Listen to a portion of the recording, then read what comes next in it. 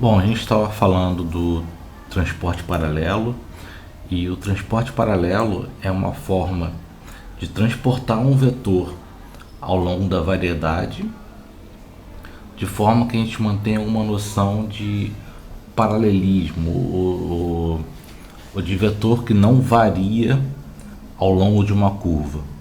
É claro que não varia, aí é uma questão ambígua, porque a gente não sabe o que é variar ao longo de uma curva, já que a gente vai ter que no fim comparar um vetor num ponto da variedade com um vetor em outro ponto da variedade. Ou seja, são vetores pertencentes a espaços vetoriais diferentes. No espaço euclidiano, a gente tem uma noção de que é não variar. Não variar é ser paralelo num sentido bem particular, que é você poder pegar o vetor e transportar ele sem modificar em alguma curva que ligue dois pontos da variedade, P e Q. Certo? Num outro espaço, um espaço que não seja euclidiano, pode ser que transportar paralelo não seja exatamente chegado no ponto Q igual no ponto P. Novamente, igual é uma questão que não está bem definida. Então, por definição, um vetor ele é transportado paralelamente se a derivada covariante dele é nula. E a gente pode escrever que ele varia um vetor, vamos botar V, a derivada covariante do vetor V em relação à curva gama parametrizada pelo parâmetro lambda é dV de lambda, que por definição vamos dizer que o vetor tangente a essa curva seja U. Então, a derivada covariante do vetor V ao longo da curva cujo vetor tangente é U. Ou seja, isso aqui é UMi nabla mi V. Se eu abrir em termos de componente, por exemplo, aqui vou botar U, mas vou botar V mi, isso aqui vou botar sigma, termo sigma, V mi mais o sigma gama, sigma mi rho v rho. E eu quero só fazer uma, também pode escrever isso aí como o sigma nabla sigma v mi. Eu quero só fazer um comentário sobre a diferença entre isso e isso. Geralmente nos livros a gente encontra isso aqui. Isso aqui é derivado covariante do vetor V, da componente V, em relação à direção sigma, certo? A diferença entre essa expressão e essa expressão é que nessa expressão você está dizendo que a direção da derivada é a direção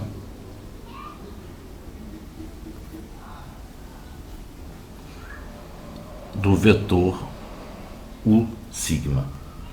Você meio que está projetando a derivada covariante na direção U sigma.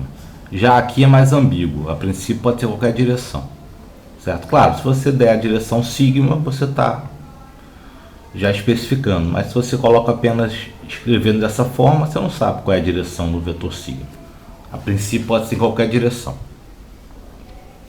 Então a gente tem que tomar cuidado, sempre saber aonde o vetor está definido, certo? esse vetor Vmi, por exemplo, esse vetor U sigma, ele está definido apenas na curva. Ele não está definido em todo o espaço. O vetor Vmi, a princípio, ele pode estar definido em todo o espaço. Mas o vetor U sigma, ele está definido apenas na curva, já que ele é um vetor tangente ao longo de uma curva. São detalhes que às vezes passa despercebido. Então a gente vai definir agora a noção de geodésica.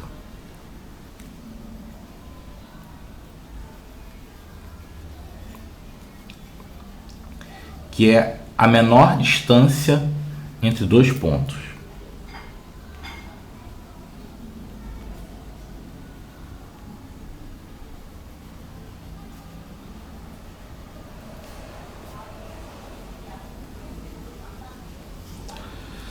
Porém, como eu não tenho uma métrica, se eu não colocar uma métrica ainda, a gente não pode dizer que ele é a menor distância entre dois pontos.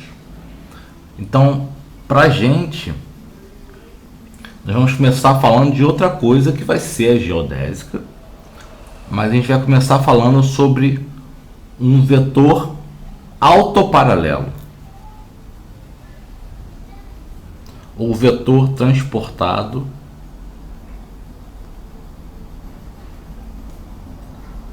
autoparalelamente, certo?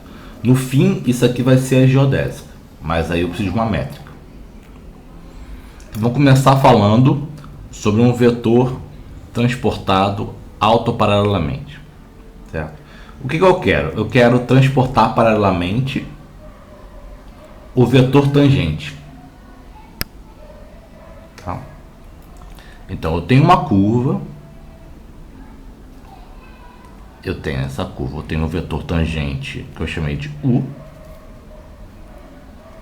ao longo da curva, e o que eu vou querer fazer é transportar U ao longo de U, nada me impede. O que é isso? Isso aqui é du ao longo de lambda, tá? Às vezes a gente escreve esse D maiúsculo, às vezes D minúsculo. Isso aí é uma questão de escolha.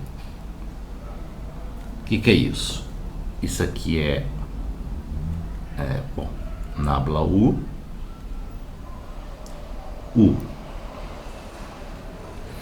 Em termos de componentes, vou botar aqui Mi. Se eu não botar o componente, eu vou ter que carregar uma derivada da base. Certo? Não preciso, então estou escrevendo em termos de componentes. Isso aqui é... Vamos lá, o que é U?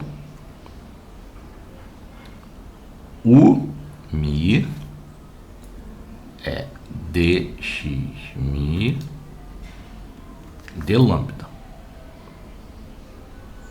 certo? Então isso aqui é T de D lambda dx Mi de lambda, que é igual, vamos utilizar o nabla, isso aqui é o Mi de rho Mi, que é T dx Mi de U é dx Mi de lambda, né? Porque x mi só depende de lambda, mais o Mi gama Mi. Não posso usar Mi aqui, vou usar rho. Eu também não posso usar Mi aqui, né? Vou usar rho. Tem muito Mi. Rho o Mi Ni Uni, certo? Mas aqui eu estou derivando ele normalmente, Isso aqui é uma derivada, né? Em relação à lambda, porque eu estou fazendo uma derivada, isso aqui está uma derivada parcial, claro, porque aqui eu vou somar todos os componentes, mas veja bem, d lambda, isso aqui é um componente, né? Isso aqui é uma função de x, que é uma função de lambda. Isso aqui é o quê? Certo? Isso aqui é derivada da função em relação a x⁻, dx⁻, de lambda, certo? Então isso aqui é um vetor, que é o μ, de ρ⁻, de uma função de x⁻, de lambda, que é exatamente o que eu tenho aqui, certo? Então isso aqui, vou escrever aqui embaixo, é d2 de d lambda 2 de x⁻, estou derivando pela segunda vez em relação a lambda, mais γ⁻ νρ dx⁻, de lambda dx⁻, de lambda, certo? Isso aqui é a derivada covariante do vetor u em relação a ele mesmo, e ele vai ser autoparalelo se isso aqui for zero.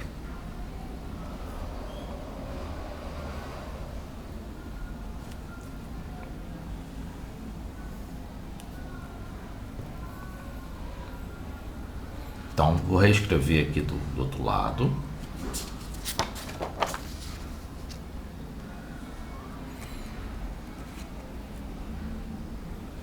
Um vetor transportado autoparalelamente.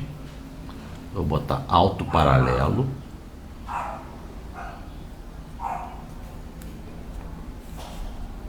É dado pela equação, né? Você pode sempre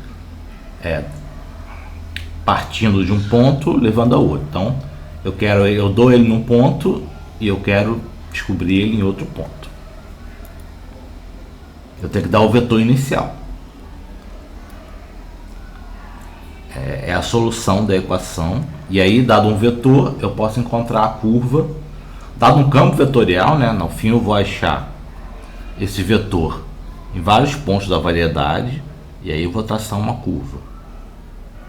Essa curva é a solução da equação d2 x⁻, d lambda 2 mais lambda μ νrho dx⁻, d lambda dx⁻, d lambda igual a zero. Na aula que vem a gente vai fazer alguns exemplos, resolver alguns exemplos para achar a curva gerada por um vetor autoparalelo ou por um vetor transportado autoparalelamente. Como eu falei na aula passada, existe uma outra versão disso, onde o lado direito é dado por uma função que depende do ponto da curva multiplicado pelo vetor, certo? A gente vai ver que dependendo da escolha do parâmetro, que esse parâmetro a princípio é arbitrário, vai aparecer ou não esse termo. Se eu mudar esse parâmetro, pode ser que esse termo apareça, ok? Isso a gente vai ver numa aula posterior. Não sei se na próxima aula. Acho que na próxima aula não, que a gente vai fazer exemplos. Na outra aula. E a gente vai ver qual é a classe de parâmetros que a gente pode ter para manter o zero aqui do lado. Tá? E a classe de parâmetros vai ser aquela ligada ao parâmetro lambda, de forma que a gente passa de lambda para uma transformação linear em lambda. A gente vai ver isso com mais detalhes. Então, até o próximo vídeo.